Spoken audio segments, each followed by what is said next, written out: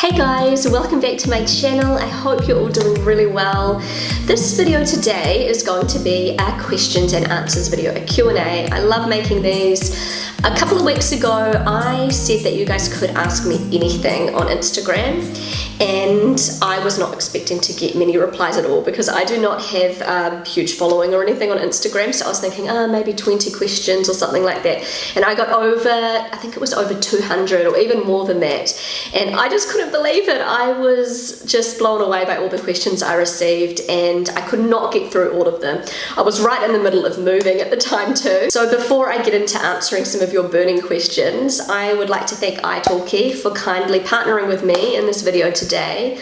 You guys may have heard me talk about italki in previous videos. If you know nothing about them, they are a wonderful online language learning platform. italki gives anybody the opportunity to take one-on-one online language lessons with professional, highly skilled language teachers. And italki covers a whole range of different languages. I think most of you would be interested in either English or German.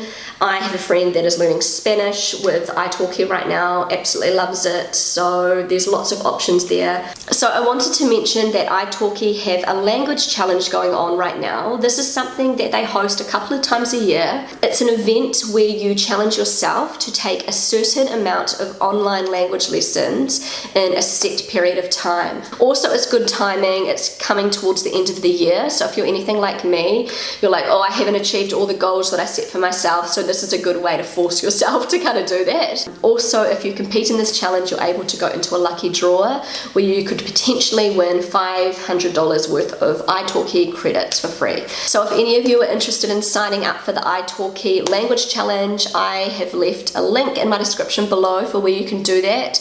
I also have a discount code for you, which is valid until the 10th of October. So guys, let's get into the questions. I've got some good ones for you today. First, I wanted to say, please excuse my voice at the moment. I have the worst vocal fry ever, and I'm going to blame it on my pregnancy. I have a croaky voice anyway, like a crackly kind of voice, but it's really bad whenever I'm pregnant. For some reason, and a lot of you, not a lot of you, but a couple of people have commented on it in previous videos, like, enough with the vocal fry.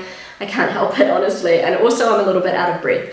But anyway, how do your children react to you now if you try and speak German with them? I remember watching a video when Matteo was a baby where he didn't like it when you were reading to him in German. So if you guys have been following my channel for a while, you will know that my husband and I are raising our children using the one parent, one language method. Amazing method, highly recommend it.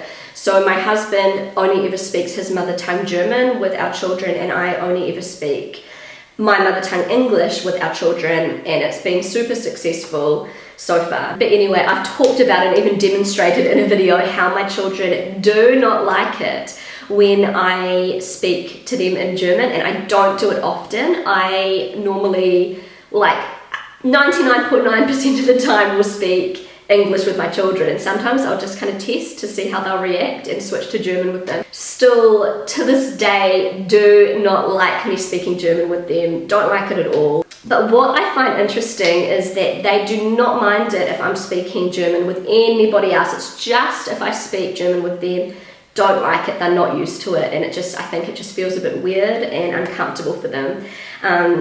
So right now, Matteo hears me speaking German every single day outside of home. I'm interacting with, you know, the kindergarten teachers or people in shops speaking German, and he's so used to hearing me speaking German. But he always will speak English with me and expect me to reply in English. And that's what we do, that's what we're used to, that is our normal. Same with Amelia, she doesn't like it if I try and speak German with her.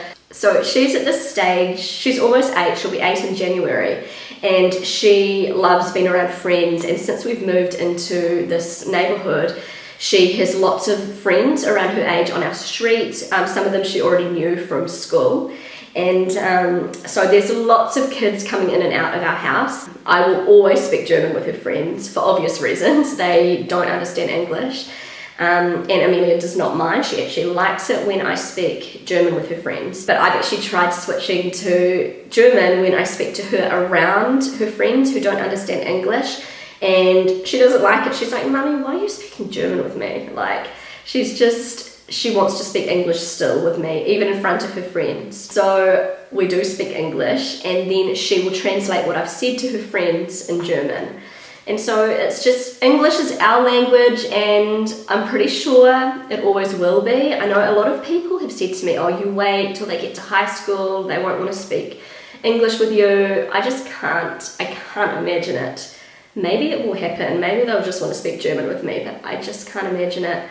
Can't imagine them ever wanting to speak English with my husband. German is their language, it's German. Both of the kids have been showing an interest in Polish. They really want to learn Polish, and my husband's been teaching them a few little things, and also like family friends that come and visit from Poland. They've tried to teach the kids a little bit. I wish my in-laws would teach them more Polish. But that's also a language that they're interested in. Okay, so another question. I received this multiple times, similar questions, and that is, was your third baby planned? And the answer is no. It was a surprise pregnancy, I like to call it. We were pretty adamant that we just wanted two, that we were just going to have two. Always in the back of my mind, I thought, oh, I'd love to have a third baby. I would love to. But we came to the conclusion that two was enough for us, and especially in our situation with always wanting to travel back and forth from New Zealand to Germany. You know, we'll always be living our lives between two countries and things like that, and you know, the price of plane tickets and, you know, 3 kids complicates things more and everything. So we just kind of came to the conclusion, you know, we have 2 healthy children, a boy and a girl, and even if we had 2 boys or 2 girls, it wouldn't have changed our decision.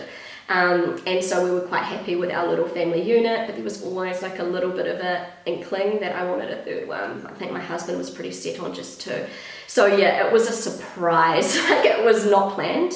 And you guys are probably wondering, oh gosh, you know, how did it happen? Well, I don't need to go into details of how it happened.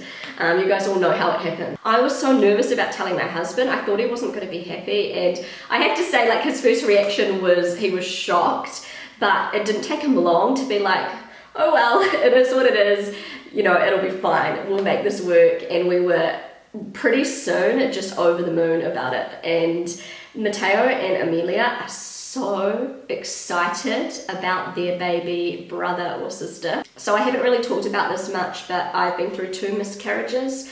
It was between Amelia and Matteo, so when we were trying for baby number 2, I had 2 back-to-back miscarriages, which were absolutely devastating. And so this pregnancy, I'm treasuring, and I was so nervous at the beginning because I know that I am, that it was a possibility that I could miscarry again. And so I'm so grateful that I'm well into my 2nd trimester, going into my 3rd soon, and just so happy and feel so blessed. And so the answer to the question is no, this was not a planned pregnancy, but very much welcomed, and we are going to absolutely adore this little baby. Next question that I get all the time is, do you know if you're having a boy or a girl? And the answer is, we do know. We found out, and we will be sharing it, but we just kind of want to wait a little bit and sort of enjoy the news ourselves for a while. Some of our close family and friends know, but the kids are wanting to share the news with you guys soon, so I'll let you know. And as I mentioned in a previous video, I did not have a preference. If it was a boy, I would be over the moon. If it was a girl, I would be over the moon. So I am so happy with what we're having. I love little boys and I love little girls, and yeah, you guys will find out soon anyway. Okay, so another question that I received was, how are you handling the current situation with not being able to go back to New Zealand, and when do you think you will go back next? So the current situation, do you know what, I haven't talked about it this much on my channel, but it's something that is on my mind every single day, like heavily on my mind, and it's just absolutely awful what is going on in the world right now as far as the pandemic and not being able to travel, travel restrictions, all of that kind of thing. So we would definitely have been already in New Zealand. We already would have traveled to New Zealand if it wasn't for what's going on at the moment. So it's like awful, like devastating for me to have not been able to visit my family because of what's going on.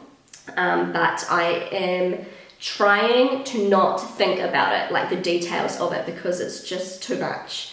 And so for us, it's completely unrealistic for us to travel to New Zealand right now. For one, I'm pregnant at the end of my second trimester. And two, just the logistics of it all would be a nightmare. In New Zealand, they are super, super strict about who they are letting into the country, which is, it's a really good thing. But for us, it would mean that we would have to go into quarantine for 2 weeks. And that would mean just a single hotel room with my whole family. And I think you're allowed out for possibly an hour a day, like maybe in a car park or something. Absolute nightmare for my kids. Also for the entire trip, like on the airplane, in the airports, which could go on for like 2 days, we will have to wear a mask. And for me, oh my goodness, like in Germany, we have to wear a mask anyway, in shops and things like that. And I really struggle with that. Also being pregnant, I don't know what it is, but I don't get enough oxygen, and I know a lot of people probably have the same problem, but I really struggle with the mask thing. So as soon as I can take off my mask, I'm just like, oh gosh, I don't know how I would deal with wearing a mask for hours, like 2 days. That would be a nightmare. And also I forgot to mention the cost, the price of quarantine. I think it's around, is it €1,000 for each person, on top of the trip, the price of the tickets, which is outrageous anyway. Just, it's not going to happen until things are sorted out. I don't know when it will be. I don't know when things will improve, but I have to stay positive. So many awesome things are happening at the moment in my life, and I need to focus on that. I'm able to talk to my family every day. I have a wonderful support system here in Germany, and I'm really happy in Germany. It's always, you know, sort of pulling at my heart that I can't go back to New Zealand right now. I always just love the fact that if I really needed to go back to New Zealand, like in an emergency or something, I could be there in a couple of days, which seems like a long time to most of you, traveling for a couple of days. But in the grand scheme of things, what's a couple of days? I love that I had that option and the freedom to do that, but right now I can't. Like, I literally can't go back to New Zealand and bring all my family over there. It's, oh, guys, I can't even talk about it. I've numbed myself from this subject right now, which is why I'm probably not getting very emotional talking about it, because I've kind of blocked myself out a little bit with the emotions attached to the subject. It sucks, absolutely sucks, but I am focusing on the positives, and I have to do that, and that's what I'm doing. Another question is, how do you keep up with your big family in New Zealand when you are living in Germany? And the answer to this is, my family, I've talked about this before, but if you don't know, my family is actually scattered all around the world. There are 5 kids in my family, and we're not like a blended family or anything. We're all from the same parents. And so I've got 4 siblings, and we're scattered around the world. So my mum is living in New Zealand. My dad passed away from leukemia when I was 12. So my mum is living in New Zealand, and she just has 1 son living in New Zealand. And so my brother Andre, he lives super close, like within walking distance from my mum. And my brother Andre and his wife Angela have 2 children. And my sister-in-law is pregnant with their 3rd baby. And so the baby is due like a month before our baby, just over a month. But anyway, super happy, super excited. And my older sister Simone lives in New York with her American husband and their 2 beautiful children. And my younger brother Paul lives in Australia, Perth, with his partner, and my older brother Daniel also lives in Australia, in Melbourne, with his wife. And so yeah, we're scattered all around the world, super crazy. I do have extended family in New Zealand, and my mum and my brother and my brother's family. But for the most part, we're all in a similar position. So we have this family WhatsApp group, and it can get pretty crazy and pretty hilarious. but all of the siblings and our partners and my mum are in this group, and like every day we're messaging each other, sending photos. Everyone knows what everyone else is doing, and we've also got a separate group, like the sibling group, where all 5 of us write to each other, and this is like when we want to send messages that we kind of don't want mum to see, and so yeah, we send kind of just funny, sometimes rude things in this siblings WhatsApp group. Also, we sometimes do family group calls, like conferences, where we're all there and talking to each other, and that's really fun. It's quite hard to set that up with the time differences, but we try and make that happen sometimes. And honestly, like the technology, I know I've talked about this before, but it is incredible these days. If I want to talk to my brother, I can call him right now and see him. I don't care what anybody says, like people are always try and say things like, oh, it's not the same, like talking on WhatsApp or Skype or whatever, and you know, it's not 100% the same as seeing somebody in person, but it's pretty damn close. Like this morning, I was walking Mateo to kindergarten, and at the same time I was talking to my brother, his wife, my niece, my nephew, and my mum, and we were just having a conversation the whole way to kindergarten. And it's just so normal to do things like that. I'm in touch all the time with my siblings, with my friends back home. It's great, and it's going to be amazing when we get to see each other in person again. But I'm so grateful that we have the option to keep in touch so regularly. Anyway guys, I realized that I have been talking for so long, and I probably should wrap this video up here. I really hope you enjoyed it. I love filming these kinds of videos, so I think there's going to be some more questions and answers videos to come, like in the near future. Also, if you're interested in taking part in the italki language challenge, I will leave a link for where you can find out all the information about that in my description below, as well as a discount code for italki classes.